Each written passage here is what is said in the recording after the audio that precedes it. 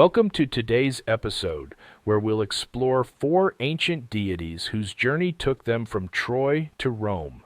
We'll delve into the fascinating history of how these gods were transported across the Mediterranean and became integral to Roman religious life. As always, we at Hidden Headlines are grateful for your continued support. Don't forget to like, share, and subscribe to stay updated on our upcoming episodes. Now let's dive into this captivating tale of divine migration. Aeneas, a name whispered with reverence by the Romans, was not a Roman by birth. He was a Trojan prince, a son of the goddess Aphrodite Venus. To the Romans and the mortal ancestors, his story is one of adventure, piety, and destiny. A tale that bridges the fall of Troy with the rise of Rome. Born in the shadow of greatness, Aeneas was a cousin of the Trojan king Priam.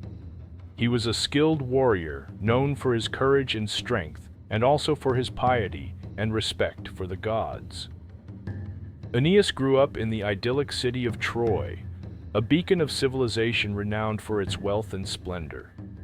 Little did he know that he would one day be tasked with carrying the embers of Trojan civilization to a new land destined to become the heart of a mighty empire.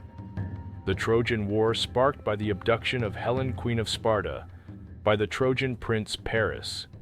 This would change the course of Aeneas's life forever. As the Greeks laid siege to Troy, Aeneas fought bravely alongside his fellow Trojans, his heart heavy with the knowledge that the gods had ordained the city's fall. The siege of Troy, a saga of love, loss, and betrayal, raged for 10 long years. The Greeks, led by the devious Odysseus, resorted to a cunning ruse to breach the impregnable walls of Troy. They built a giant wooden horse. It was a sensible offering to the goddess Athena.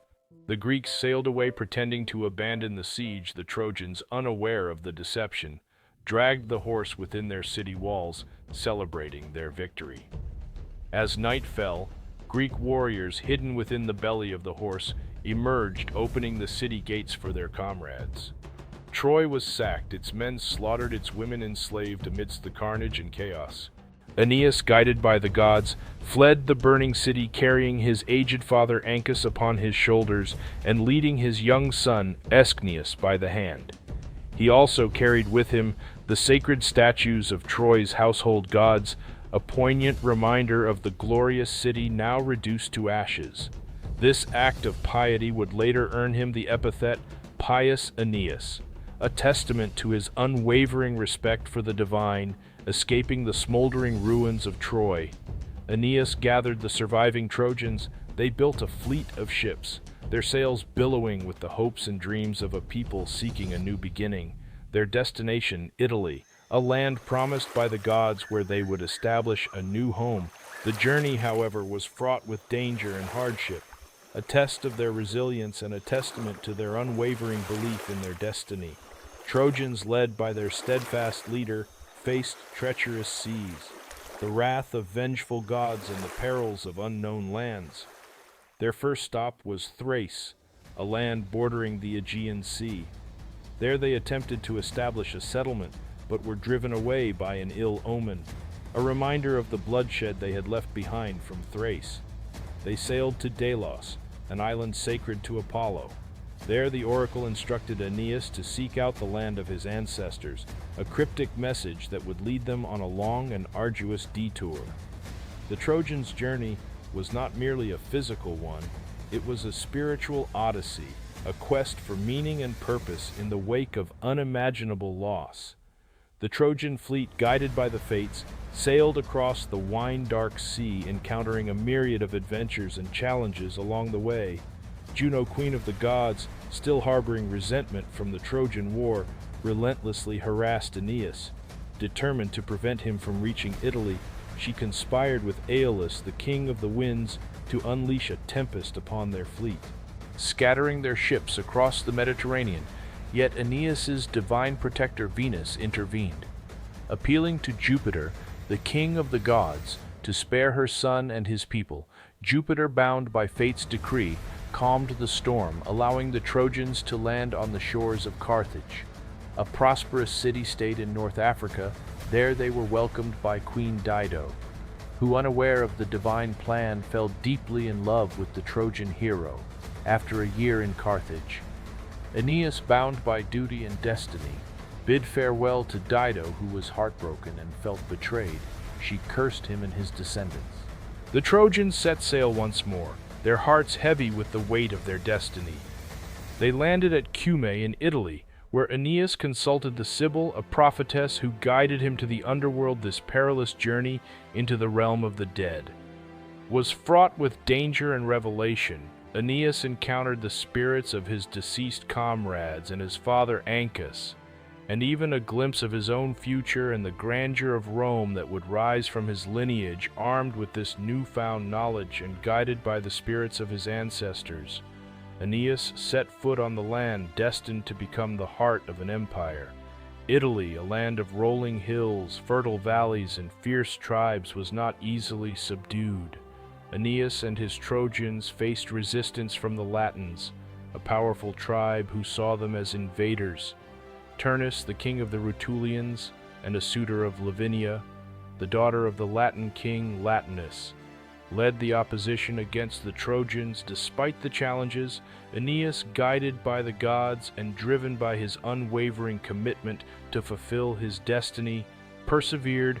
He forged alliances with neighboring tribes. Demonstrating his diplomatic skills and strategic acumen, he fought valiantly in battle, proving his courage and leadership as he led the Trojans to victory. Through diplomacy and warfare, Aeneas secured a foothold in the Italian peninsula, paving the way for the founding of a new nation. After years of conflict, Aeneas, demonstrating his wisdom and foresight, sought peace with the Latins. He proposed a union between the Trojans and Latins, merging their cultures and destinies. Latinus, recognizing the piety and valor of Aeneas, agreed to the union, sealing it by betrothing his daughter Lavinia to the Trojan hero. This union marked the genesis of the Roman people, a fusion of Trojan heritage and Latin strength. Aeneas, the once exiled prince, had fulfilled his destiny.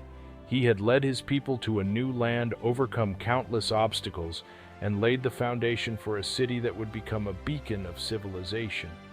Rome, it was prophesied, would be a city like no other, destined for greatness, its legacy forever intertwined with the name of its legendary founder, Aeneas. Although the exact location of the first settlement remains shrouded in the midst of time, the legend of Aeneas served as a powerful origin story for Rome, instilling in its citizens a sense of destiny and a belief in their city's divine purpose.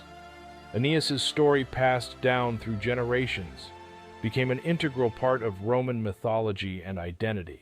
He embodied the virtues that Romans held dear: piety, courage, duty, and resilience. He was the epitome of a Roman hero, a man who placed the needs of his people above his own, who persevered through adversity, and who fulfilled his destiny with unwavering determination. His legacy extended beyond the realm of myth and legend. Roman emperors, eager to legitimize their rule and inspire their citizens, often drew parallels between themselves and the legendary Aeneas, portraying themselves as inheritors of his virtues and successes to his grand vision. Aeneas's journey from the ashes of Troy to the founding of Rome became a metaphor for the Roman spirit, the ability to rise from adversity, to conquer challenges, and to build a glorious future. His story, forever etched in the annals of history, continues to inspire and captivate, a testament to the enduring power of myth and the timeless allure of a hero's journey. In this segment, we'll examine each deity in detail, exploring their unique powers and profound influence on ancient society. We'll uncover how these gods shaped daily life, from their divine abilities that inspired awe among their followers, to their lasting impact on both culture and worship practices. Through understanding their roles and significance, we'll gain deeper insight into how these deities commanded such devotion from their worshippers. Let's explore the divine figure of Aphrodite, known as Venus in Roman mythology. Her origins are shrouded in mystery, with multiple conflicting accounts of her emergence into the pantheon of gods. According to one of the most famous origin stories from Hesiod's Theogony, Aphrodite arose from the sea foam created when Cronus cast the severed genitals of Uranus into the ocean. This gave rise to her epithet foam-born. Aphros means foam in Greek, and her association with the sea. This version presents her as one of the oldest deities predating even Zeus. However, Homer offers a different genealogy, describing her as the daughter of Zeus and Dione, which would make her a younger Olympian deity. This discrepancy in her origin stories reflects the complex nature of ancient Greek mythology and possibly indicates the merging of different cultural traditions. The earliest archaeological evidence of Aphrodite worship suggests strong connections to Near Eastern goddess traditions, particularly the Mesopotamian Inanna Ishtar. This has led scholars to theorize that her cult may have entered Greek culture through contact with Eastern civilizations, though the exact timeline remains uncertain.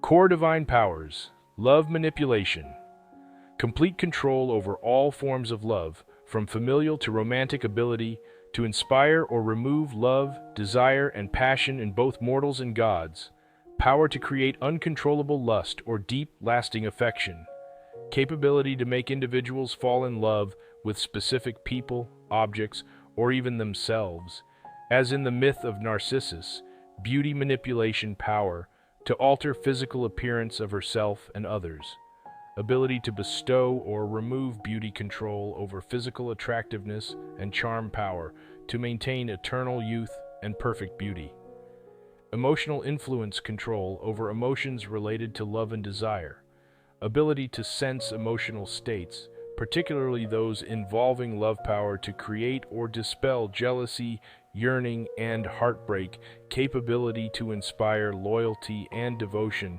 The Homeric hymns tell us she had power over all living things. Gods and mortals alike fell under her influence. Even Zeus, king of the Olympians, was not immune to her domain. We'll talk about Zeus in a further episode. In Roman mythology, Juno stands as one of the most complex and powerful deities, embodying both divine authority and deeply human emotions. As queen of the gods and wife to Jupiter, she wielded tremendous influence over both the heavens and the mortal realm. Yet her story reveals the intricate layers of power, betrayal, and protection that defined her divine role. Modern interpretations often focus on Juno's relevance to discussions of power, gender, and justice. Her story raises questions about authority's limits, the price of maintaining order, and the complex relationship between personal emotion and public duty. While ancient Romans saw her primarily as a powerful goddess to be propitiated, today we might also see her as a symbol of feminine power and the challenges of wielding authority in a male-dominated realm. Unlike some deities who specialized in specific domains, Juno's powers were broad and varied, reflecting her status as queen of the gods. Her abilities particularly focused on protection, punishment, and maintaining divine order, especially in matters relating to marriage, childbirth, and feminine power. Divine authority. Powers: command over other deities except Jupiter. Authority to call and preside over divine councils. Power to grant or revoke divine privileges. Ability to bestow blessings or curses on mortals. Natural powers: control over weather, particularly storms and rain. Command over air and winds. Ability to create clouds and mists. Power to summon lightning, though less powerful than Jupiter's. High above the Tyrrhenian Sea, on his floating island of Aeolia, the great wind god Aeolus keeps his eternal watch. Within his bronze fortress, the mighty winds strain against their bonds, their voices a constant symphony of power. Here, where sky meets sea, Aeolus rules with divine authority granted by Jupiter himself. Core, divine powers, wind manipulation, complete mastery over all forms of wind, from gentle breezes to devastating hurricanes, ability to simultaneously control multiple wind currents in different directions, power to create localized wind effects or continental weather patterns, control over wind temperature, from freezing gales to warm southern breezes, capability to manipulate wind speed with perfect precision. Deep within the annals of Roman mythology lies the story of Jupiter, king of the gods and ruler of the heavens. Before Rome's mighty empire, before Jupiter claimed his throne, he was born to Saturn and Ops, divine rulers of an earlier age. But his story begins with betrayal and survival. Saturn, paranoid about a prophecy that his children would overthrow him, devoured each of his offspring at birth. But Jupiter's mother, Ops, deceived Saturn by wrapping a stone in swaddling clothes while hiding the real infant Jupiter on the island of Crete. There, raised by nymphs and fed by the divine goat Amalthea, Jupiter grew strong. The nymphs would bang their shields to mask his cries, keeping him safe from his father's searching ears. When he came of age, Jupiter fulfilled the prophecy. He forced Saturn to disgorge his siblings and led them in a 10-year war known as the Titanomachy. Victory made him king of the gods. As supreme ruler, Jupiter became lord of the sky, thunder, and justice. His sacred animal was the eagle, his weapon the thunderbolt, and his domain Mount Olympus. From there, he oversaw both gods and mortals, dispensing justice and shaping the fate of nations. In Rome, Jupiter wasn't just a myth, he was the state god, protector of Rome itself. His temple on the Capitoline Hill stood as the empire's spiritual center, where consuls made sacrifices and generals celebrated triumphs. Today, his legacy lives on, in the largest planet in our solar system that bears his name, in countless works of art, and in our enduring fascination with the ancient myths that helped humanity make sense of the world. Thank you for joining us on this magical journey through the ages as we trace the divine footsteps from Troy to Rome. If you enjoyed exploring these ancient deities with us, don't forget to like, share, and subscribe. Stay tuned for episode 4, where we'll continue our exploration of the ancient gods and uncover more divine mysteries. See you next time.